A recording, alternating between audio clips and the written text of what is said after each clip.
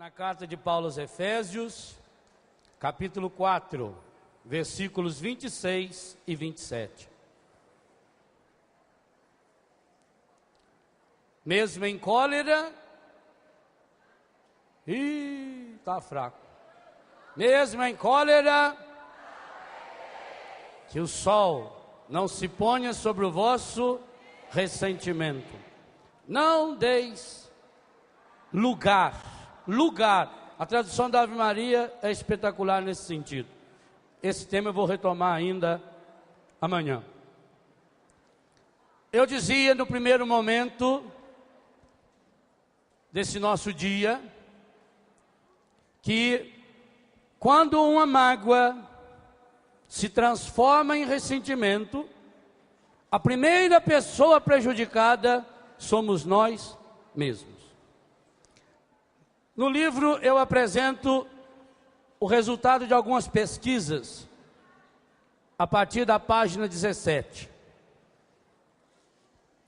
aonde a ciência moderna vem descobrir aquilo que ao longo do livro você vai perceber também, a Bíblia já nos ensina há muito tempo.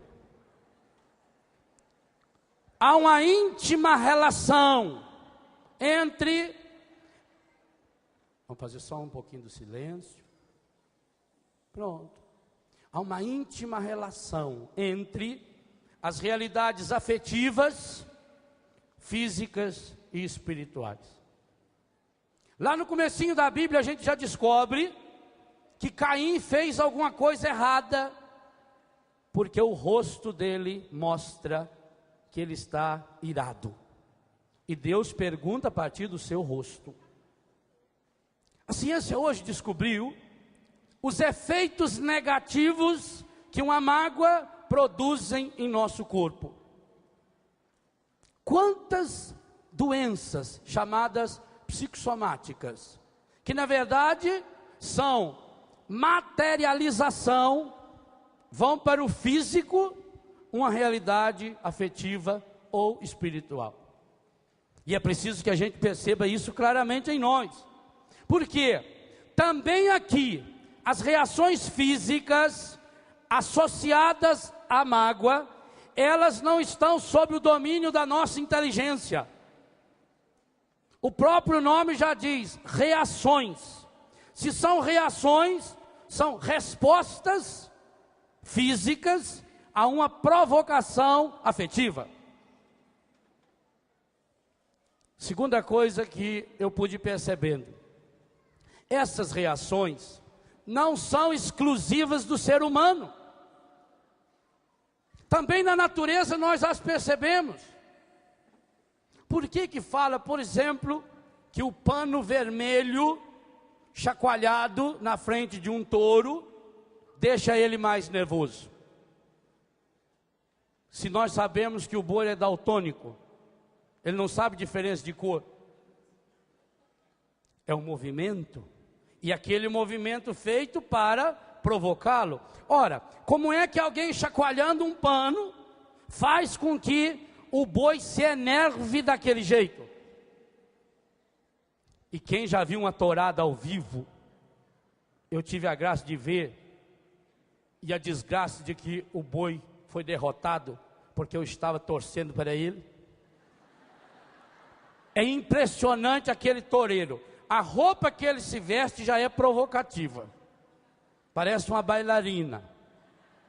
Todo cheio de coisinha, cor de rosa, aquela calça grudadinha.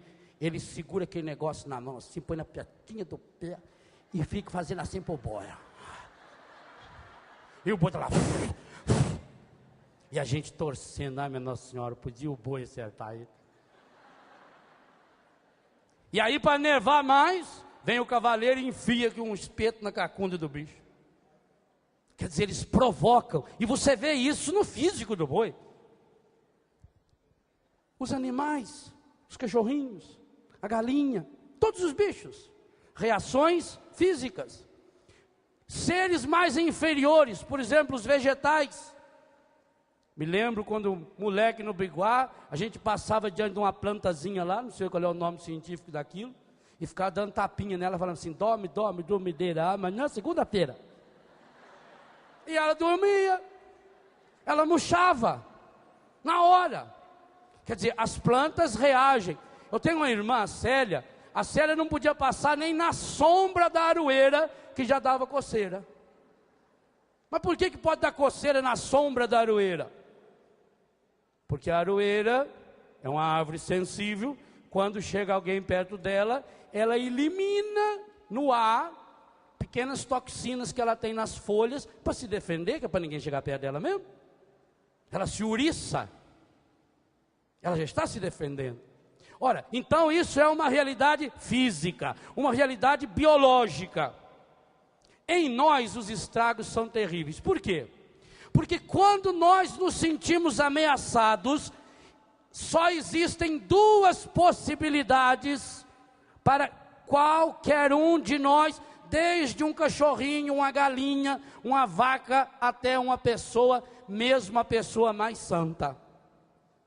Diante de uma situação de perigo, o sistema nervoso central, no caso do humano, a área chamada simpática, no sentido que sofre com o sofrimento, ela libera ordens que, por sua vez, liberam substâncias químicas que estão dentro de nós e que, associadas à mágoa, são substâncias químicas associadas ao estresse, que leva a pessoa a um estado calamitoso.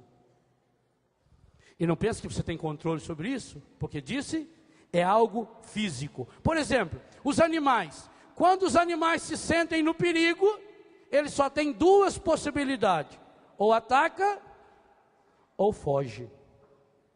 Por que, com exceção do ser humano, ao menos na minha opinião, todos os demais bichos da natureza, a não ser os muito grandes, o macho é sempre maior ou mais bonito do que a fêmea? Já notou isso? O galo é imenso. Pega um fazão, que coisa espetacular é o macho. O pavão. Por quê? Para defender a vida. Gente, a lei mais forte que existe dentro de mim e de você chama-se lei da subsistência, lei da sobrevivência. Essa é uma lei que está embutida dentro de todo ser vivo. Então, para defender a vida, já que a fêmea é que tem o ninho, já que a fêmea é que cuida dos filhotes, o macho, sendo maior, ele pode brigar com os inimigos menores.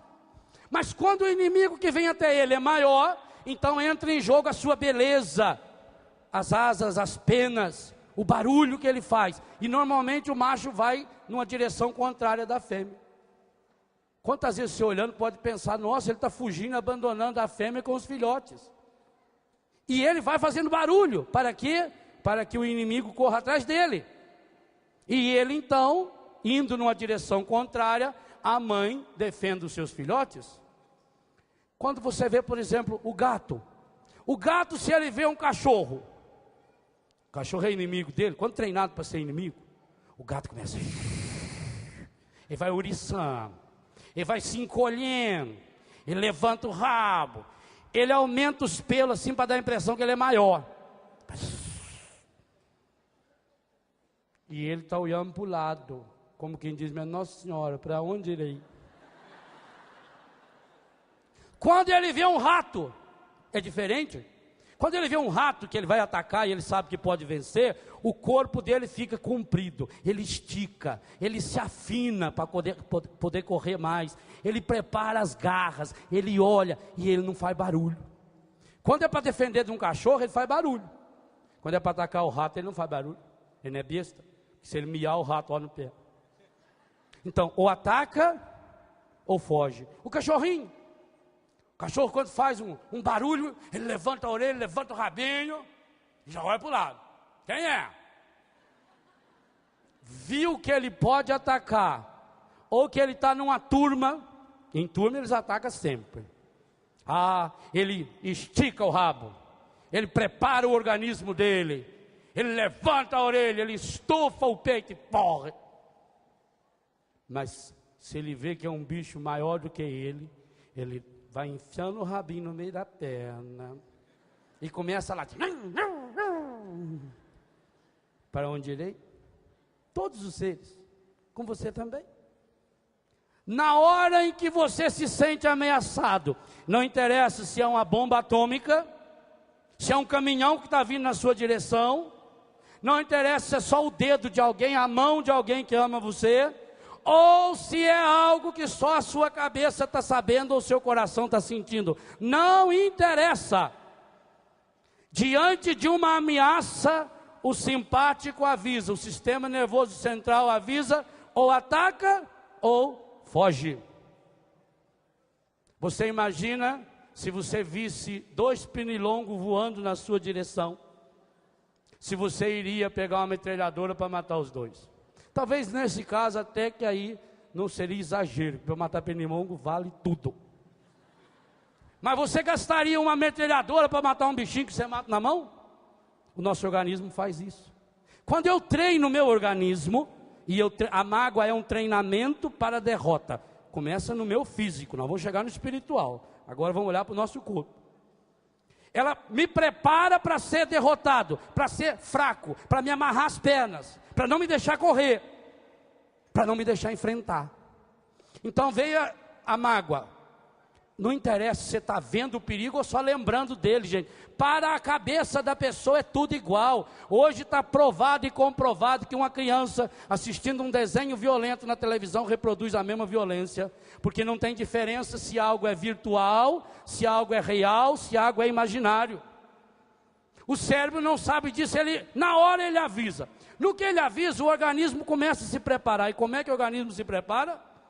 Primeira coisa, ele dá uma ordem para o seu coração: bata mais rápido, produza mais sangue, circule mais rápido. Então por isso que o nosso coração, quando a gente fica nervoso, quando a gente fica com medo, quando a gente fica com raiva, o que acontece com o coração? Acelera, dispara, taquicardia. Ele vai a 140, 150. Com um detalhe terrível: o mesmo cérebro que ordena o seu coração para agilizar os batimentos cardíacos, ele orienta as veias, os vasos e as artérias para que se comprimam, estreitam. Por isso que muita gente, quando tem uma notícia ruim, por exemplo, corre o risco de uma parada cardíaca. Por quê? O coração está trabalhando o dobro, a minha veia está comprimida. Por isso que você fica com a perna bamba. Por isso que você fica branco. Porque não circula. Inclusive atinge o pensamento. Quando a pessoa fala: padre, eu fiquei com tanta raiva que eu não conseguia nem raciocinar direito. Isso é biologicamente corretíssimo. Porque na verdade o sangue não está agora trabalhando no meu cérebro. Por isso você não consegue raciocinar direito. Ele deu uma ordem que eu preciso correr. Ele foi para a minha perna. Ele está se preparando para fugir do inimigo. Por isso você não pensa direito. Por isso que na hora do pavor, como é que eu descubro o temperamento de uma pessoa? Na hora que ela é provocada pelas circunstâncias, pelas dificuldades. Mas além do coração acelerado, das veias e das artérias comprimidas, da fraqueza que nós sentimos nos ossos, as articulações não conseguem trabalhar direito porque elas secam ou ressecam o líquido que vai. Por isso que muita gente, quando tem, por exemplo, uma notícia ruim, ataca a coluna. Por que tantas pessoas, quando tem uma notícia ruim, têm dor de cabeça? A medicina hoje já descobriu mais de 150 tipos diferentes de cefaleia, de dor de cabeça. Mais de 150 tipos. Aquilo vai atacando a pessoa fica no estado. Tem dor de cabeça, tem uma delas que é chamada cefaleia suicida. Porque quando dá, e normalmente dá mais em homem esse tipo de dor. Quando dá essa dor de cabeça, que ela ataca mais essa região do glóbulo ocular, a pessoa chora de dor física, que muita gente na hora não. Vem Espírito Santo, vem encher-nos, Senhor.